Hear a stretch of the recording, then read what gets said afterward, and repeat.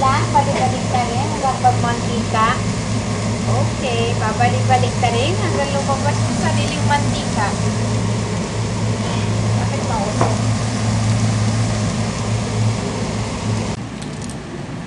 Kailangan din ng bawang at sibuyas.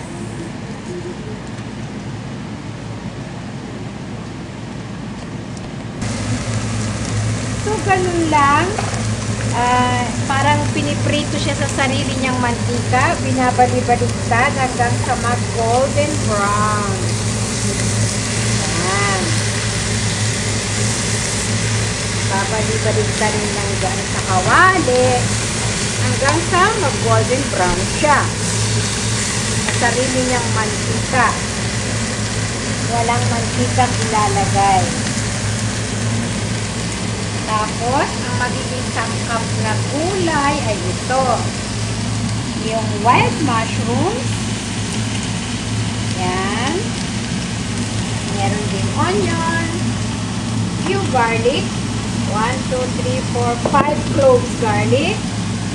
Meron din kaunting talong, yung maliliit. At 1/4 head ng cabbage. Okay? Ilalagyan ng salt. Ito pa. Vinegar. At soy sauce. So, lalagyan din ng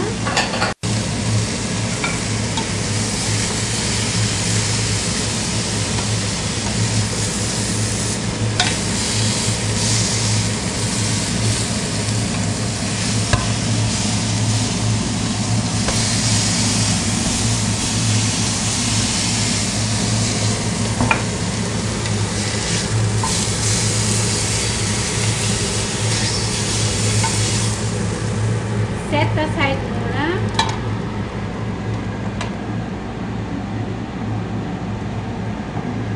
Lalagyan ng konting mantika para doon sa vegetables.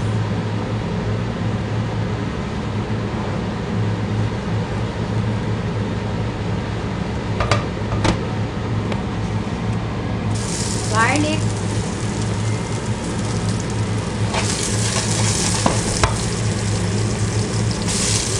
Onion.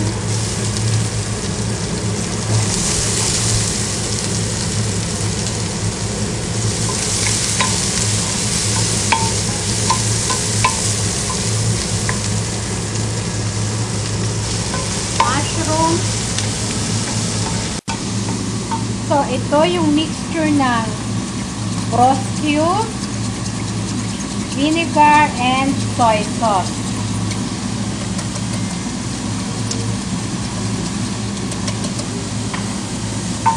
So, ayun na yung garlic, mushroom, and onion.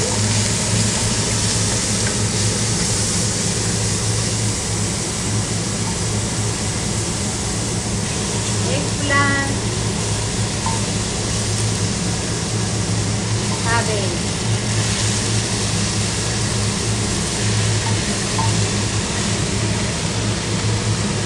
Then, ibabalik yung neck of pork.